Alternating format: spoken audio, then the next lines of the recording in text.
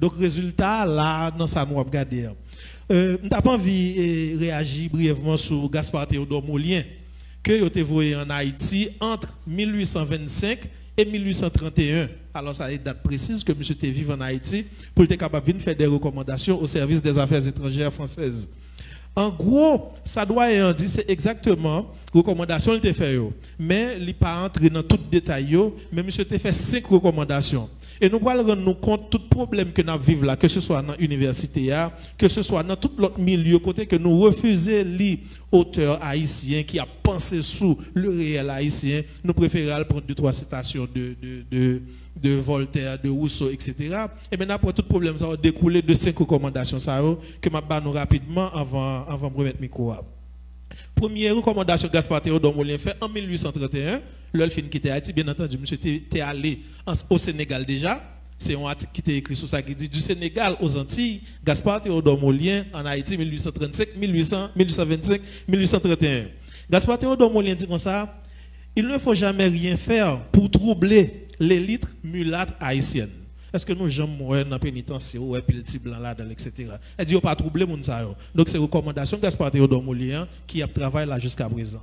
Deuxième recommandation Gaspard Théodore Mollien fait, il dit, il faut envoyer des prêtres bretons pour former une élite haïtienne suivant les besoins de la métropole. La France se rend compte que il perd du contrôle métropole là, et mais il voit Gaspard Théodore Mollien qui vient faire recommandation ça. C'est vrai que après concordat 1860 là, sous le président Fab Nicolas Geffrard, tu gagné alors tu gagné cardinal Jacques Antonelli que Vatican te voyé et puis tu gagné représentant Haïti qui était les Pierre Faubert. Et mais l'air de monde ça va parler, c'est pas un bagage qui était fait comme si ouvertement me dit ça me pensait vraiment, c'était un bagage qui était imposé non parce que tu gagné des navires de guerre si Haïti pas d'accord, il t'a fait bombarder Haïti. Troisième recommandation, il dit il faut faire en sorte que les Haïtiens adorent beaucoup plus la langue française que leur propre langue créole. C'est ça qui passait en Haïti là.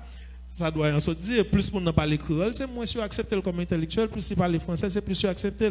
Donc jusqu'à présent, 1831 à 2021, combien de temps ça fait jusqu'à présent Gaspard Théodore Mollien a valé terrain.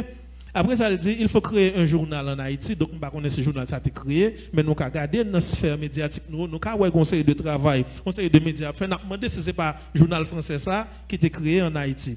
Et dernière recommandation que Gaspard Théodore Mollien fait, il dit, et ça m'a pris par un exemple, ou après si je dis à me venir là avec par exemple, comment les radars haïtiens, carabé là sous moi, et puis on a qui un costume Calvin Klein, et puis il sentit que le pifre pas, il me dit non, ça c'est costume Calvin Klein sous moi, ou bien c'est Christian Dior, ou bien il mettait Louis Vuitton, etc. etc. Et mais Gaspard Théodore Mollien a résoudre le problème, ça pour français, bien entendu, c'est pour malheur non. Il te dit, il faut faire en sorte que les Haïtiens ne consomment que des produits venant de la culture française. C'est vrai que nous avons tout un appareil idéologique qui a travaillé pour eux, côté que nous avons un historien français qui est Philippe Delisle, qui écrit, il dit comme ça, les Haïtiens sont les Français noirs. Haïti, c'est la France noire. Et ça qui fait qu'on y a là, oui, m'a fini, pour me dire que, ou pour un monde fin parler, s'il fin parler français bien, côté s'il fin bel exposé, dit, ah, monsieur, son blanc garçon lié. Merci un peu. En dernier.